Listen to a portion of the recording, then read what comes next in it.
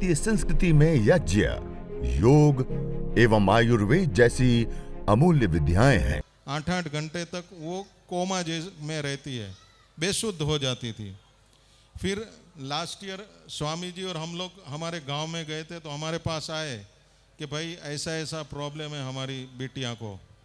तो स्वामी जी ने जो दवा बताई वो हमने हवन की सामग्री में मिला के उससे हवन करवाया, तो धीरे धीरे 3 महीने में उसका पूरा प्रॉब्लम समाप्त हुआ। एक भी बार उसको फिट नहीं है। अभी 6 महीने से संपूर्ण स्वस्थ है वो। तो देखिए, छोटी सी क्रिया है, हवन 10 से 12 मिनट में हो जाता है। उसके अंदर हम घी डालते हैं, थोड़ी सामग्री डालते हैं, लेकिन उसके अंदर से इतने लाभकारी गैसेस, एसिड निकलते हैं, वो हमारे श्वास के माध्यम से हमारे ब्लड के अंदर चला जाता है, और ब्लड से हमारी हर एक कोशिका है, अरबों खरबों हमारी कोशिका है, शरीर अरबों खरबों कोशिका, तो जहाँ जरूरत है वहाँ औषधीय युक्त वायु पहुँच जाता है और हमारी पूरी शरीर की चिकित्सा हो जाती है। तो जो हमने सोचा नहीं है वो लाभ हमें मिलता है। हमारे पास ऐसे बहुत पेशेंट आते हैं। कोई बोलते हैं हेमोग्लोबिन हमारा नहीं होता है। 2-3 साल से हमारा हेमोग्लोबिन, एक क्रिश्चियन लेडी हमारे पास आई, वो हवाई जहाज के कर्मचारियों को ट्रेनिंग देती है फॉरेन में। तो वो बोलते हैं कि 3 साल से मेरा हेमोग्लोबिन 7-8 ही रहता है। तो हमने बोला हमारे साथ हवन करो सुबह में। तो सुबह में आप के हवन किया तो उसका हेमोग्लोबिन 14 हो गया, जो लगभग 3-4 साल डॉक्टरों की ट्रीटमेंट दवाइयों से कुछ फर्क नहीं हुआ। लेकिन हवन में खाली बैठने से और प्राणायाम जो स्वामी जी ने अभी करवाया, ऐसे 2-3 प्राणायाम उसके बाद करने से उसका हेमोग्लोबिन भी 13-14 तक पहुंच गया। तो ऐसे बहुत सारे अनुभव है। अभी हमारे बीच सुरेश भाई से कुछ अनुभव सुनेंगे।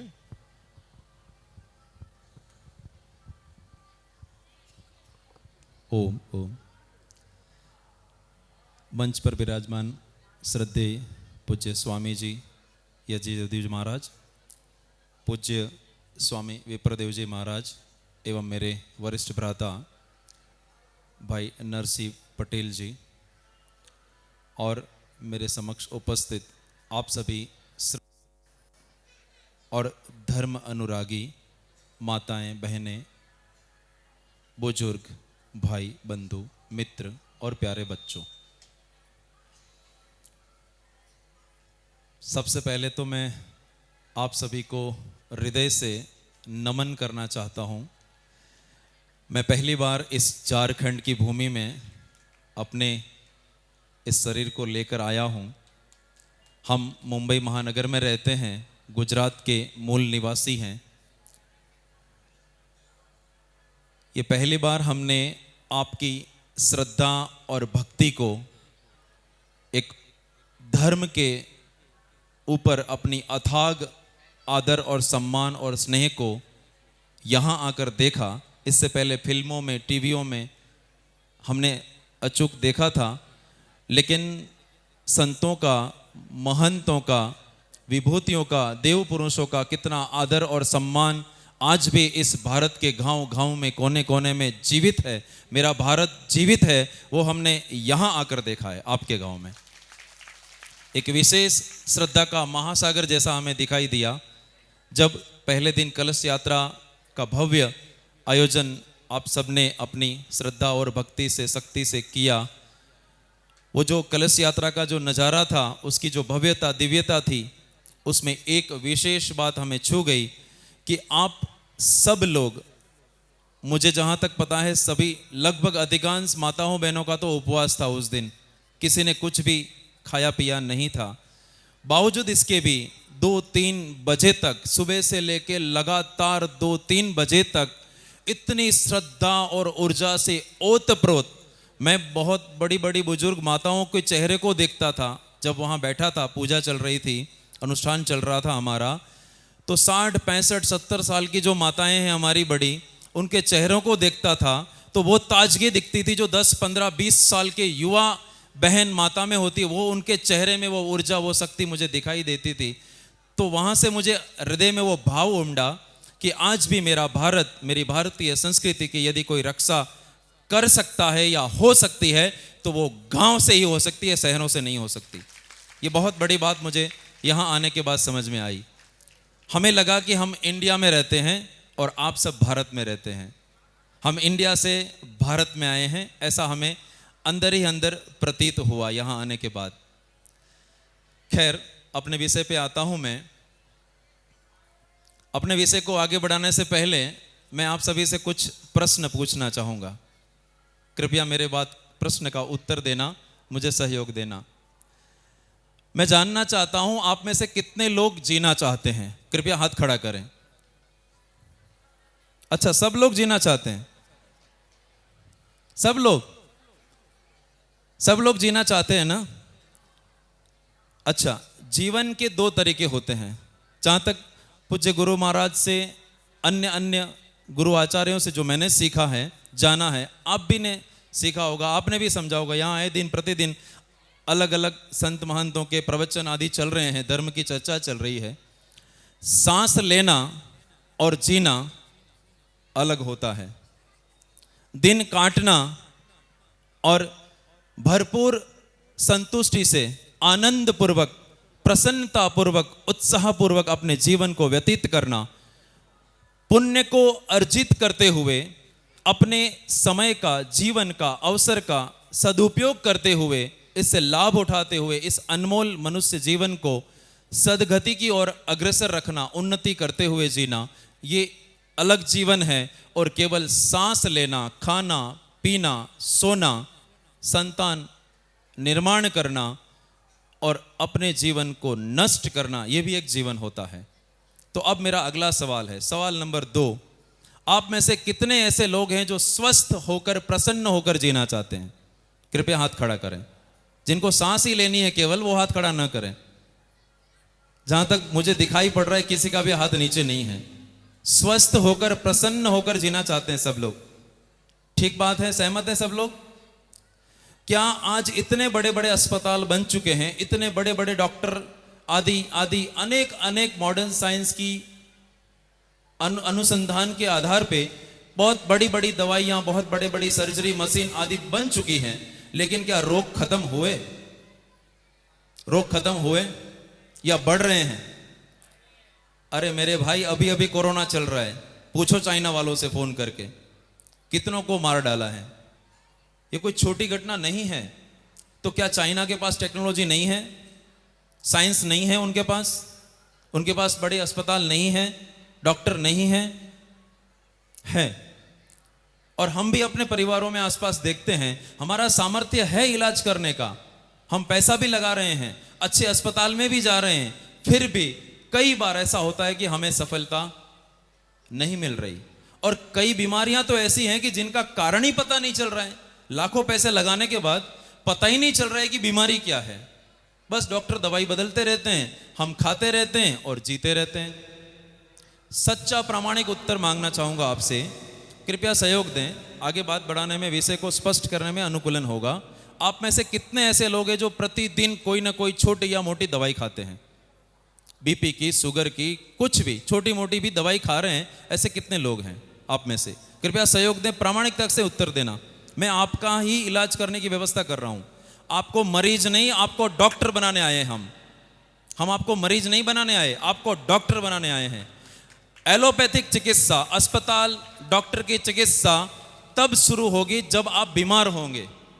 जब तक आदमी बीमार नहीं होता है तब तक डॉक्टर का, अस्पताल का कोई काम है नहीं, है ना? लेकिन हम वहां से शुरू करेंगे काम कि जहां बीमार होना ही नहीं है, हमें स्वस्थ रहना है, स्वस्थ जीवन को प्रसन्नता पूर्वक आनंद से जीना है, जीवन के सभी कार्यों को सही सटीक समय पे जीवन का सदुपयोग करते हुए जीना है। इसलिए इस जीवन का सही सदुपयोग करने के लिए जो हमारे ऋषियों ने हमें जीवन की एक दिशा दी है, जीवन जीने की एक पद्धति दी है, जीवन जीने की जो शैली दी है, उसी का नाम योग और यज्ञ है।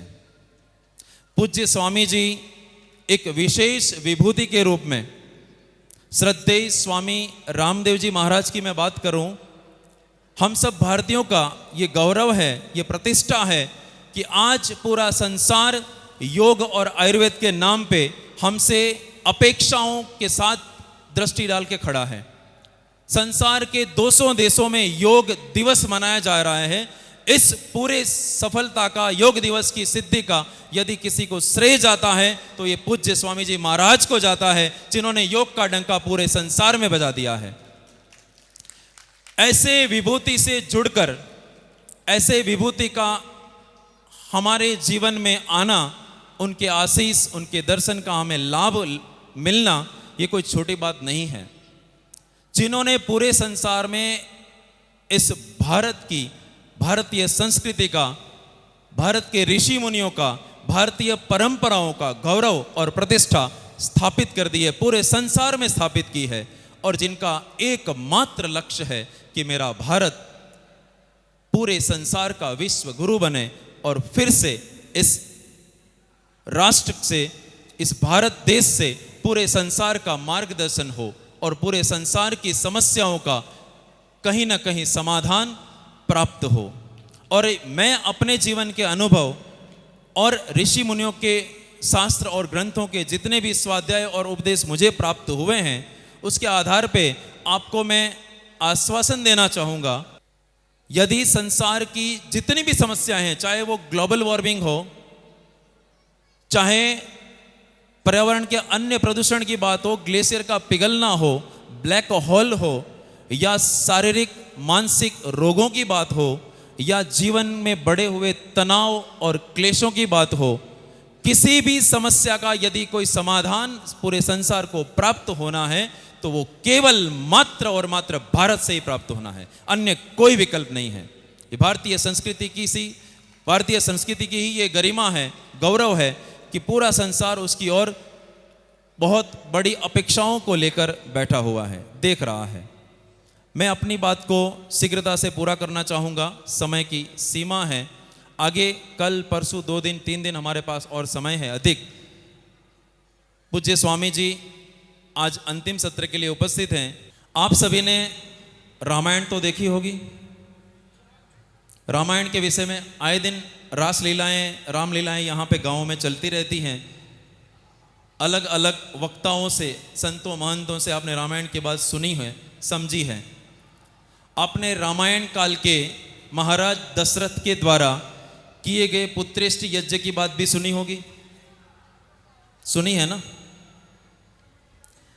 जब यज्ञ से महाराज दशरथ ने पुत्रेष्टि यज्ञ करके राम, लक्ष्मण, भरत, शत्रुघ्न जैसी संतानों का निर्माण किया, इस धरती पे उनको अवतरित किया था, तो यज्ञ कोई छोटी चीज नहीं है। ये बात का प्रमाण हमारे शास्त्र और ग्रंथों से भी हमें मिल रहे हैं।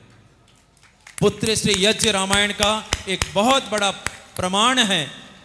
जब राजा दशरथ के गृहस्थ जीवन के कुछ काल के बाद संतान प्राप्त न होने से जो उदासीनता, जो दुख, जो संताप उनके मन में उभरा, उन्होंने अपने गुरु वशिष्ठ जी से परामर्श लिया और संतान प्राप्ति हेतु कोई समाधान ढूंढने का जब विनय किया, प्रार्थना की, तो उन्हें महर्षि श्रृंगी ऋषि का परिचय प्राप्त हुआ और ऋषि श्रृंगी महाराज से उन्होंने अपने राजमहल में पुत्रेष्टि यज्ञ का अनुष्ठान किया और भगवान राम, लक्ष्मण, भरत और शत्रुघ्न जैसे पुत्र रत्नों को प्राप्त किया। ये छोटी उपलब्धि नहीं है मेरे भाइयों और बहनों। तो हमें इस अपने रामायण से, अपने राम से, भगवान राम के जीवन से ही ये प्रेरणा लेनी है कि यज्ञ कोई छोटा अनुष्ठान नहीं है। हमारा सौभाग्य है कि पूज्य महाराज जी ने, पूज्य स्वामी जी ने इस विद्या को बहुत सरल, बहुत छोटी, कम समय में होने वाली, बहुत कम खर्च में होने वाली कुछ इस तरह से एक विधि बना दी, बहुत सरलतम विधि बना दी कि कोई भी छोटे से छोटा व्यक्ति भी 10-12 मिनट लगाकर इस विधि को संपन्न कर सके, अपने घर में वो देवीय शक्तियों का आधान कर सके, अपने जीवन में वो खुशियाँ, वो सुख, वो सौभाग्य, वो ऐश्वर्य प्राप्त कर सके। इसी एकमात्र उद्देश्य से हमें यह यज्ञ सिखाया जा रहा है, यज्ञ की यह महिमा पतंजलि योग पीठ के द्वारा पूरे भारतवर्ष में प्रचारित और प्रसारित की जा रही है।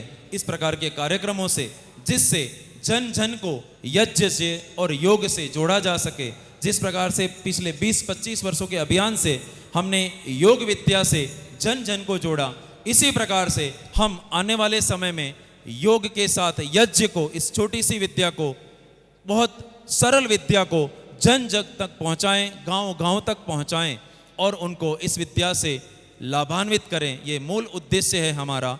इसी उद्देश्य को लेकर हम इस कार्य को संपन्न करने में अपने आप को संयुक्त संलग्न रखे हुए हैं। तो मैं अपनी विशेष जो बातें मुझे आपको बतानी है, उसके लिए आने वाले दिनों में समय है। आज पूज्य महाराज जी का अंतिम प्रवचन है, तो मैं उनके लिए माइक सुप्रत करूंगा, मंच उनको सुप्रत करूं। उससे पहले आपसे पुनः पुनः मेरी हृदय से विनम्र प्रार्थना है कि एक विशेष सौभाग्य है इस मरकच्चो गांव, मुझे गांव का नाम याद रखने में 2-3 दिन लगे। मरकच्चो गांव के आसपास के जितने भी ग्रामीण क्षेत्र हैं, जितने भी आसपास के गांव हैं, आप जहां जहां से भी पधारे हैं, सभी पूज्य बंधुओं से, भाइयों से, मित्रों से और आप देवियों से, सज्जनों से मेरा विनम्र ये अनुरोध है, आपसे विनम्र आह्वान है, प्रार्थना है कि आप दिनांक 6 इस यज्ञ की पूर्णाहुति के समापन समारोह में 6 मार्च को हमारे सभी के आदर और श्रद्धा के पात्र योग ऋषि पूज्य स्वामी रामदेव जी इस मरकच्चों की भूमि पर पधार रहे हैं, ये सुनिश्चित हो चुका है। तो आप सभी से अनुरोध है कि आप पूज्य महाराज श्री के आशीर्वाद और दर्शन के लिए अवश्य समय निकालें, आप पधारें। हम उनके शिष्य हैं, उनसे थोड़ी थोड़ी जो कुछ हमने टूटी फूटी बातें सीखी है, जानी है, वो आपके बीच में रख रहे हैं, लेकिन वो स्वयं एक बहुत बड़े विद्या और श्रद्धा के केंद्र बिंदु हैं, एक बहुत बड़ी ऊर्जा का स्रोत और पुंज हैं। वहाँ से उनकी मुखवाणी से जो बातें जानने सीखने को मिलेगी, उससे जो जीवन का आधार और निर्माण होगा वो विशेष ही होगा। इन्हीं भावनाओं के साथ मैं अपनी वाणी को विराम देता हूं। इति ओम शम।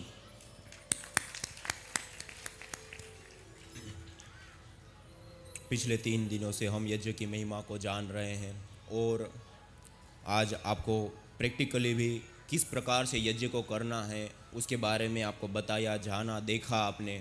और उस छोटे से यज्ञ से कैसे कैसी बीमारियां ठीक होती हैं उसके उदाहरण भी आदरणीय भाई नरसिंह भाई जी के मुख से और उनके जो स्वयं के किए हुए परीक्षण है उसके माध्यम से आप लोगों ने जाना।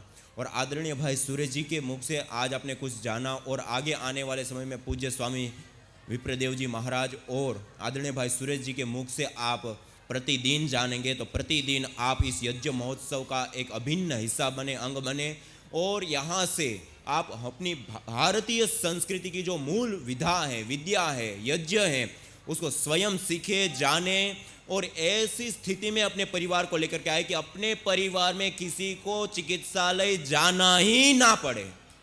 ऐसी शक्ति यज्ञ में है, तो इस यज्ञ को हम स्वयं सीखे, जाने और अपने घर में करें। और आज आपके कई सारी बातें जानने को, देखने को मिली और हम लोगों को भी आप सब लोगों के बीच में आकर के बहुत सारी बातें जानने, देखने, सुनने के लिए और अनुभव करने के लिए मिली। और आप सब लोगों का कृतज्ञतापूर्वक धन्यवाद ज्ञापन करते हुए मैं अपनी वाणी को विराम देता हूं। आप सब लोगों को बहुत बहुत धन्यवाद, प्रणाम। ओम। हरिवंश शुक्ला जी है थाने में, उनको हमने बोला माथेरान शिविर में आप आइए। बोले हमारी धर्म पत्नी 2 साल से बहुत बीमार है, उनको छोड़ के हम नहीं जा सकते हैं। तो हमने बोला क्या तकलीफ है, तो उन्होंने तकलीफ बहुत दिलाई। अभी हम डॉक्टर तो है नहीं, जानते भी नहीं कि क्या तकलीफ है। तो हमने बोला कि आप यज्ञ क्यों नहीं करते हैं, बोलते नहीं आता हमको। तो हमने बोला हम आकर सिखाएं आपको, हम बताएं जितना हमको आता है। तो हम बताते हैं, सब सामान भी लाए। तो बोलते अच्छा लाए। तो वो उन्होंने बताया घर जाकर कि उनकी पत्नी को जो तकलीफ है मनके में, उनको D11 और D12 के बीच में उनको इन्फेक्शन हुआ है। और जब भी उन्होंने डॉक्टर को दिखाया तो डॉक्टर ने उनको बताया इस बीमारी को ठीक होने को 3 से 4 साल लगेंगे। तो हमने बोला ठीक है, हम योग तो आप कर ही रहे हैं और योग इनको कराइए और इनको ये यज्ञ आरंभ कीजिए। तभी उन्होंने यज्ञ आरंभ किया और 6 महीने के बाद उसको पूर्णतः आराम मिल गया। जो इन्फेक्शन था डॉक्टर ने बताया कि इससे टीबी होने की संभावनाएं ज्यादा है।